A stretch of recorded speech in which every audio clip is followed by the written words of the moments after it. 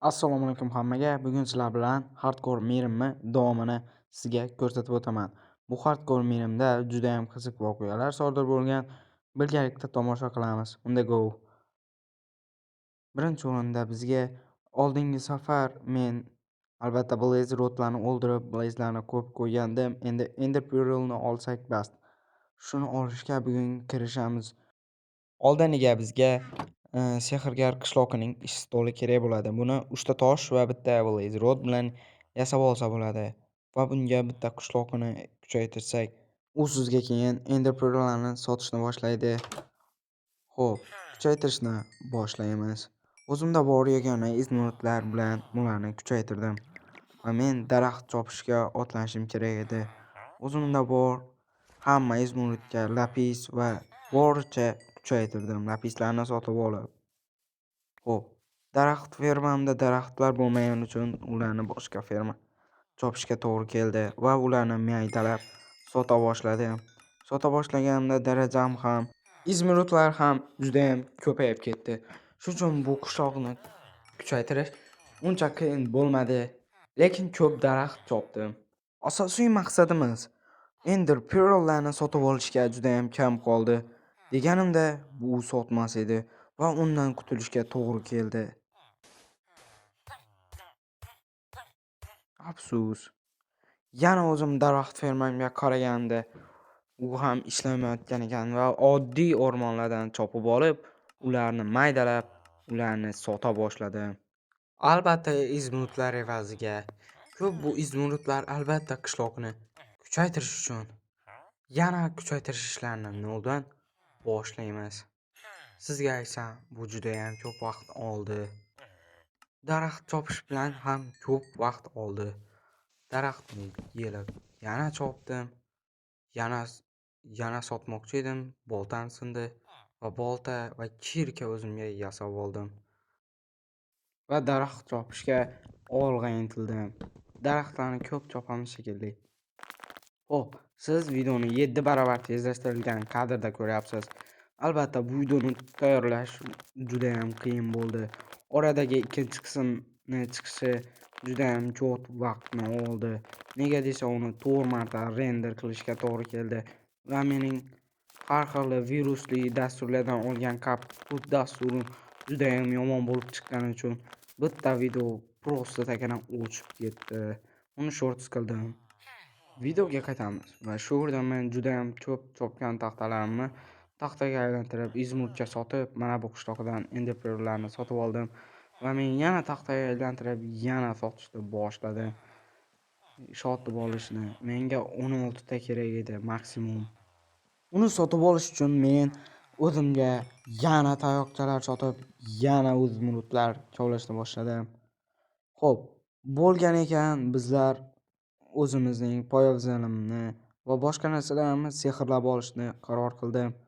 Boshida kirkaga sehrladim. Effectively Tor Unbreaking bilan. Xo'p, keyingisi bu ham Effectively Tor, lekin Unbreaking yo'q, afsus. Buni ham sehrlaymiz deganda bizda daraja kam ekan. Xo'p, mayli. Ender Dragondan olgan darajalarimiz evaziga bizlar shunchaki bomba aslaha yasashimiz mumkin. Shu ham bizga minimum yetadi va bizlar yo'lga chiqamiz endi. Va bundan keyingi sayohatlarni ko'rishingiz mumkin. Xo'p, qaytni qo'lga olamiz-da dengizga qarab otlanamiz shekilli. Dengizda ko'p yursak kerak.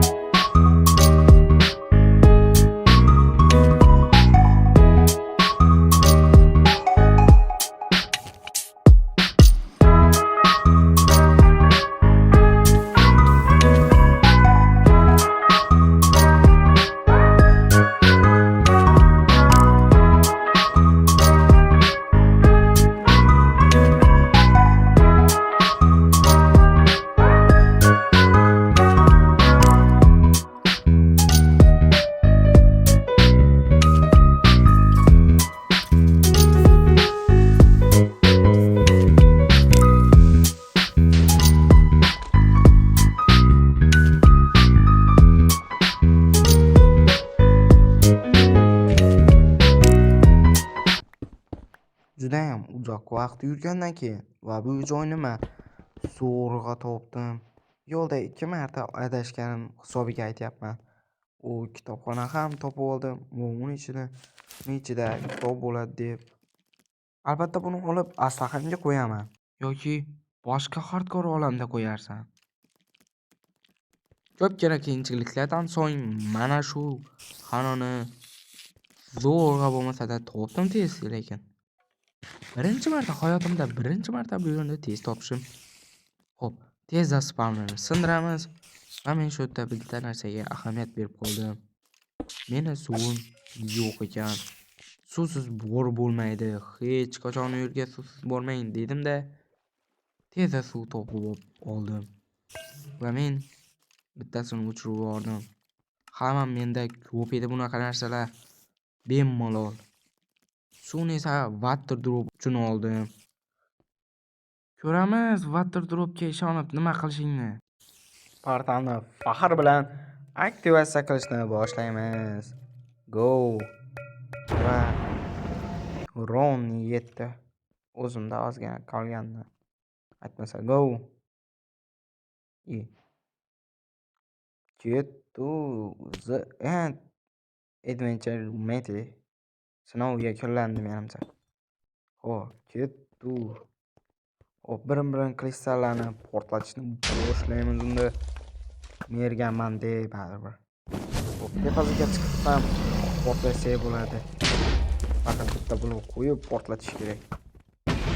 Men shu yerda hammasini qoqib deylaveraman deb.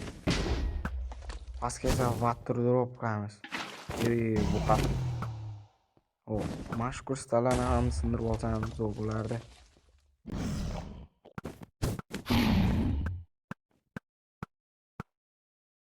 Merganman-da o'zi ham. Judayam qattiq. Va nihoyat. Bunisiga esa chiqib hammasini yorib deyman. Bunisi o'zimda. Endi dragon yo'qmi? Ket. Boyatdan beri videoni to'xtatib nimalarni deb tayyorlayapsan desangiz mumkin. Hammasi shu yerda sodir bo'ldi. Ko'ramiz. Tepadagilarni ham asta-sekin sindirib olamiz. Ketdi. Hammasini mana shu binodan qilib tuzatsak bo'ladi. Hammasi meni shitimi.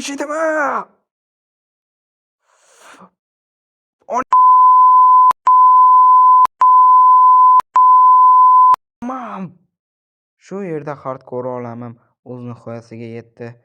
Siz bu videoni ko'rganingizdan keyin albatta keyingi hardcore videolari ham chiqishni boshlaydi.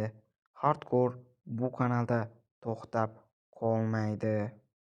Shu yergacha ko'rganingiz uchun rahmat. Keyingi videolarni o'tkazib yubormasdan ko'rishni davom eting va bundan keyin ham hardcore worldlar bo'ladi.